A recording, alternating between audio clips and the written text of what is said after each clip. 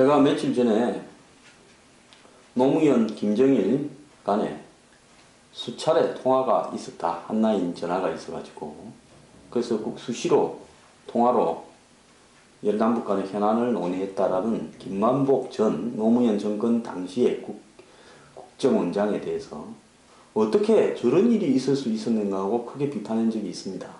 그 이후에 국정원장이 자신의 재임 중 직무상 지득한 그런 기밀들을 어떻게 지금 일반에게 다 공개하고 그럴 수 있느냐고 언론과 국민의 비판이 거세지고 현재 국정원에서 고소 등을 검토하고 있으니까 말을 바꿨습니다. 그냥 한라인이 있었다라는 이야기다 라는 식으로 말을 번복했는데요.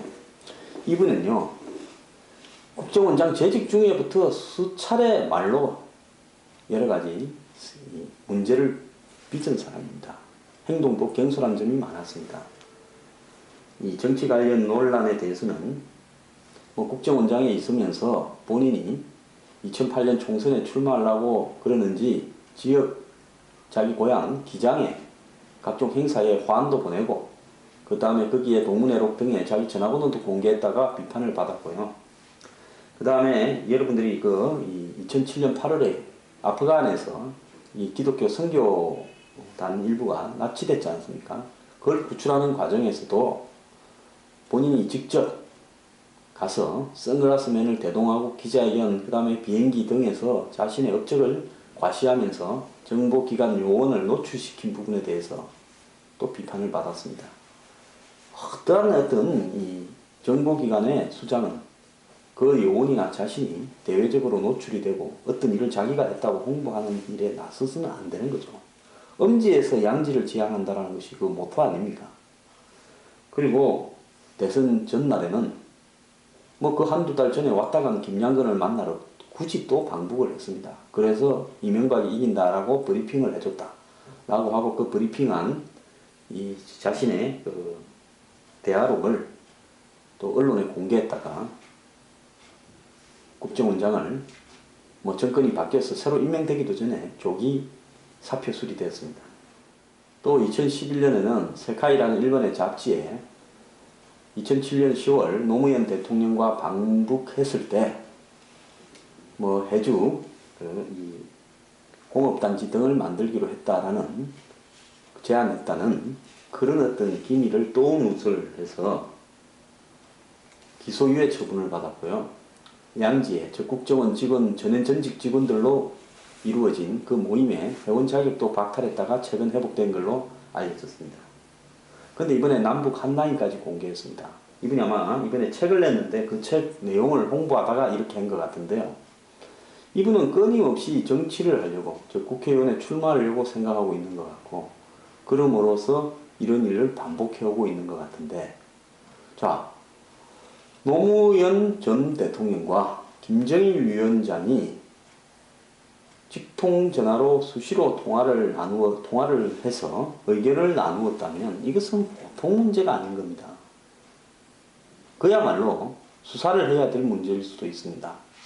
그런 중차대한 이야기를 언론에 흘려놓고 마치 한라인이 있었다라는 이야기가 와전됐다는 식으로 얼버무리면서 가는데요.